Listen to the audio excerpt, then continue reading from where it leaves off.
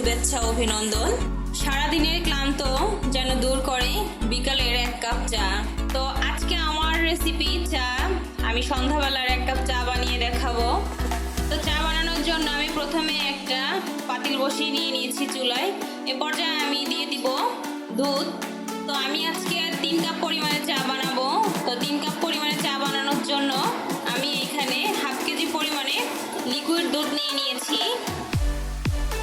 নিয়ে নিব আমি যে কাপে চাটা পরিবেশন করব সেই কাপের 1 কাপ পরিমাণে পানি। দুধটা দেওয়ার পরে আমি এখানে লিকুইড দুধ ব্যবহার করেছি। আপনারা চাইলে গুঁড়া দুধ দিয়েও চাটা বানিয়ে নিতে পারেন। এ পর্যায়ে আমি চুলায় আগুন ধরিয়ে দিয়েছি।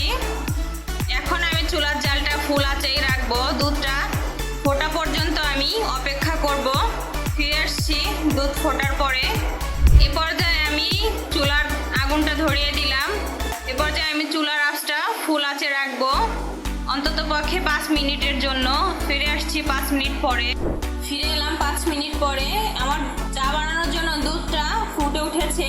এ পর্যায়ে আমি দিয়ে দিব একটা সাদা এলাচ। সাদা এলাচটা দিলে চার ফ্লেভারটা খুব সুন্দর আসে, চাটা খেতে মজা লাগে। এ পর্যায়ে আমি দিয়ে দিব একটা সাদা এলাচ।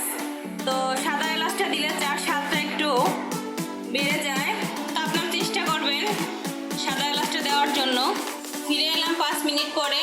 দেখুন বন্ধুরা, আমার চা বানানোর জন্য যে দুধটা আমি নিয়ে নিয়েছিলাম সেই দুধটা ফুটতে শুরু করেছে। এ পর্যায়ে আমি দিয়ে দিব একটা সাদা এলাচ। সাদা এলাচটা দিলে চার ফ্লেভারটা খুব সুন্দর আসে, যার কারণে আমি একটা সাদা এলাচ দিয়ে দিলাম। এ পর্যায়ে আমি চা পাতা দিয়ে দিব। তা আমি এখানে দুধ চা বানানোর জন্য একটু চা পাতা বেশিই লাগে। আমি 3 চামচ পরিমাণে চা পাতা দিয়ে দিচ্ছি। চা পাতাটা দেওয়ার পরে আমি একটু নাড়াচাড়া করে নিব। এই পর্যায়ে চুলার আঁচটা মিডিয়ামে রাখতে হবে যাতে চাটা পড়ে না যায়।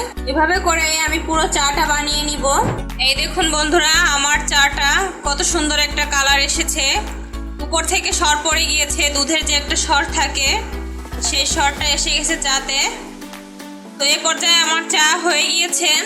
আমি এখন চাটা গরম গরম নামিয়ে নিব। এই দেখুন বন্ধুরা, আমার চাটা হয়ে গিয়েছে। এ পর্যায়ে আমি গরম গরম পরিবেশন করে নিব চাটা। এ পর্যায়ে আমি চা পরিবেশন করার জন্য নিয়ে নিয়েছি একটা কাপ। এখন আমি কাপের মধ্যে দিয়ে দিব চিনি। আমি 2 টেবিল চামচ পরিমাণে চিনি দিয়ে দিয়েছি। আপনারা যে যেরকম মিষ্টি পছন্দ করেন সেই অনুযায়ী দিবেন। আমি একটু চাতে মিষ্টিটা বেশি পছন্দ করি, যার কারণে আমি 2 চামচ পরিমাণে চিনি দিয়ে দিয়েছি। এখন আমি আস্তে আস্তে করে কাপের মধ্যে চাটা ঢেলে দিব। কাপের মধ্যে চাটা দেওয়ার পরে আমি যেহেতু চিনি দিয়েছি তার জন্য আমি একটু নাড়াচাড়া করে নিব। এই দেখুন বন্ধুরা, চাটা কত সুন্দর একটা কালার এসেছে। এই পর্যায়ে আমি বিস্কিটের সাথে পরিবেশন করে নিব চাটা, কারণ চা বিস্কিট ছাড়া অসম্পূর্ণ। এই দেখুন বন্ধুরা, আমি বিস্কিটের সাথে চাটাকে পরিবেশন করে নিয়েছি। তো আমার ভিডিওটা যদি ভালো লাগে অবশ্যই লাইক করবেন, কমেন্টে জানাবেন কেমন হয়েছে। আর আমার চ্যানেলে নতুন হলে অবশ্যই একটা সাবস্ক্রাইব করবেন।